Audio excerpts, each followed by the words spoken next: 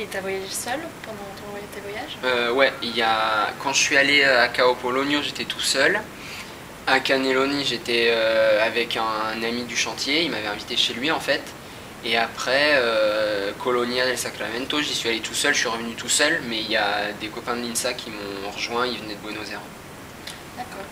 Et ta politique de voyage, c'était plus te rapprocher de la population ou avoir une brève image en faisant les lieux touristiques et puis prendre des photos? Bah en fait, j'avais pas trop le choix parce que vu que je suis arrivé que j'étais tout seul, à moins que je décide de passer un mois et demi tout seul là-bas, j'allais être obligé de m'approcher de la population, de les rencontrer. Puis en plus, j'étais dans la famille de Bruno, donc mon coturne de l'an dernier. Et en fait, j'étais avec sa grand-mère qui tout de suite, elle a voulu me présenter tous les gens qu'elle connaissait. Donc c'est vrai que bah, dedans, il y avait des personnes qui avaient des petites filles, des petits-fils, des fils, des filles. Et tout de suite, eux, ils sont intéressés parce qu'on est étrangers, donc ils ont envie de savoir alors comment ça se passe en France, machin.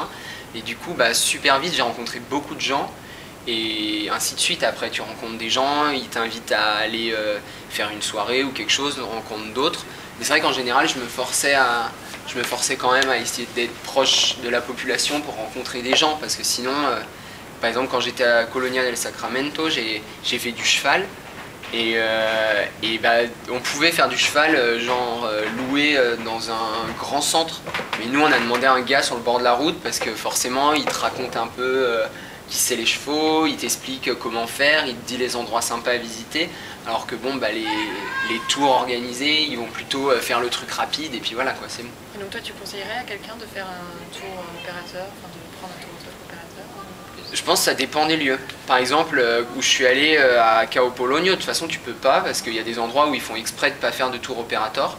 Et puis il y a d'autres endroits, bah ouais, ça vaut le coup. Par exemple, moi j'ai pris Buquebus pour aller à Buenos Aires. C'est le tour opérateur, c'est tout organisé, le bus, le bateau, machin. Mais l'avantage en fait, c'est que tu gagnes énormément de temps. Parce que tu vas faire Montevideo, Buenos Aires en 3 heures. Et en plus, ils calculent le coût pour que tu arrives à Buenos Aires à 8 heures. Donc du coup, tu profites vraiment du truc. Donc des fois, tu gagnes. Mais après, je pense qu'il y a des moments où il vaut mieux pas. Parce que c'est tellement les pays où tu peux facilement vivre des trucs insolites que si c'est des tours opérateurs, ben, ce sera pas aussi insolite que si tu l'as trouvé toi-même. Quand j'étais à Colonia, il y avait un hippodrome, il y avait une Plaza de los Toros, c'est, je sais pas comment on dit en français, une arène quoi. Et ça, c'était tout fermé. Et en fait, eh ben, j'ai vu des petits enfants qui allaient jouer au foot dedans en passant par un petit trou. Et moi, j'ai dit, bon, bah, je vais les suivre, voir ce que c'est dedans, parce que c'était tout fermé, je voulais voir. Et je suis allé dedans et c'était magique comme endroit. Et c'est vrai que bah, si tu es dans un tour opérateur, si tu es avec 10 personnes, bah, si les 10 personnes n'ont pas envie de passer dans le petit trou, tu pourras pas. Donc, faut voir quoi aussi. Et est-ce que tu as des anecdotes qui te font aujourd'hui sourire? Bah, en fait, quand je suis allé à Colonia, j'ai perdu ma carte bleue. Et du coup, ben, je suis revenu à Montevideo le dimanche soir et je m'en suis rendu compte à 10 h du soir. Et là, j'ai eu super peur.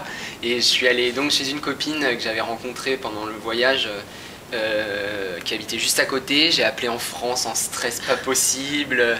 J'étais paniqué comme pas deux. Et bah, le lendemain, je suis pas allé au boulot. Donc j'ai dû dire à tous les gens d'où je travaillais que j'avais perdu ma carte bleue. Donc après, j'ai eu le droit à des blagues pendant une semaine. Mais sur le moment, j'étais super paniqué. J'ai dû aller à l'ambassade de France pour leur demander, pour appeler, pour envoyer des mails, pour faire des fax et tout, pour qu'ils annulent la carte. Après, bah, pour réceptionner l'argent que mes parents m'ont renvoyé pour que je tienne le reste du voyage, et ben, j'ai dû aller dans un truc qui s'appelle Western Union, j'ai dû faire plein de trucs. Et c'est vrai que sur le moment, c'était horrible parce que je me disais, si ça foire, il me restait la valeur de 20 € et il fallait que je reste 3 semaines là-bas avec 20 €. Et quand tu es dans une famille, tu peux pas demander à la famille qu'elle te donne tout. Donc sur le moment, j'étais trop mal. Et après, bah, c'est vrai que maintenant, quand je réalise, même on en parle avec mes parents et on se marre, quoi, parce qu'on se dit, c'est trop drôle, quoi. Mais ouais, j'étais au point de... J'ai traversé tout Montevideo, donc ça devait faire au moins 7 km à pied. Parce que je me disais, faut même pas que tu dépenses de l'argent pour prendre le bus, parce que si jamais tu dois tenir 3 semaines avec 20 €, et ben, faudra que tu le fasses, quoi.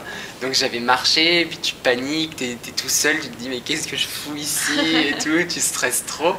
Puis bon après, en fait ce qu'il faut c'est, même si tu connais pas trop les gens, essayer d'avoir vraiment confiance en eux, ceux que tu connais un peu, parce que souvent c'est eux qui sont ici depuis des années et qui te disent mais attends fais comme ça, et sur le moment tu te dis non non je peux pas les écouter, je les connais pas assez, et en fait eh ben, c'est eux qui te donnent les meilleurs conseils, quoi. Donc, D'accord. ça vaut mieux, quoi. Et qu'est-ce que tu donnerais comme conseil à quelqu'un qui voudrait voyager en Uruguay?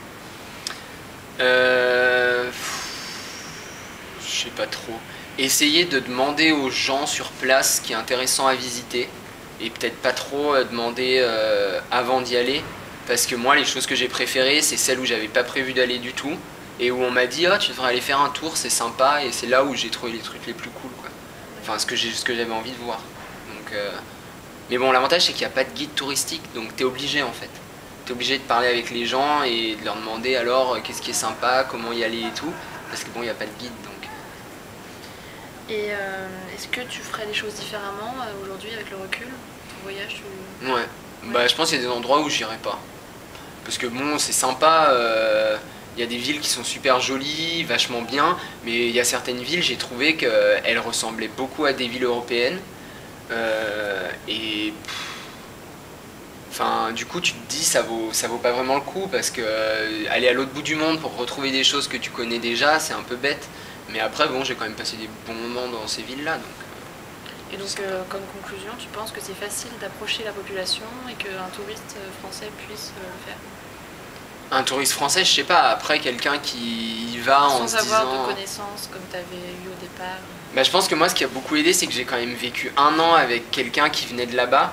Donc du coup, très vite, on ressent chez les gens de là-bas les mêmes enfin les mêmes choses, des similitudes. Donc plus vite, on s'attache aux gens. Mais je pense que c'est facile parce que les Uruguayens, c'est un tout petit pays. Et du coup, ils ont conscience qu'ils n'ont pas une importance mondiale. Et du coup, dès qu'on leur attache un peu d'attention, eh ben, ils sont très fiers. Et ils ont envie de partager leur amour de leur pays, du foot, de tout ce que tu veux. Et du coup, eh ben, tout de suite, ils s'accrochent et ils veulent te montrer des choses. Et par exemple, le gars avec qui je bossais, qui m'a invité chez lui, bah, j'ai rien eu besoin de demander. C'est lui qui m'a dit viens, viens, j'ai envie de te montrer ma ville, j'ai envie de te montrer ça. Et c'est vrai que je pense que les gens tendent... De toute façon, si tu vas vers eux, ils viendront vers toi après. C'est pas une population qui va pas avoir envie de te voir, quoi. C'est au contraire, ils vont plutôt chercher à te rencontrer. D'accord, merci. De rien. Nickel.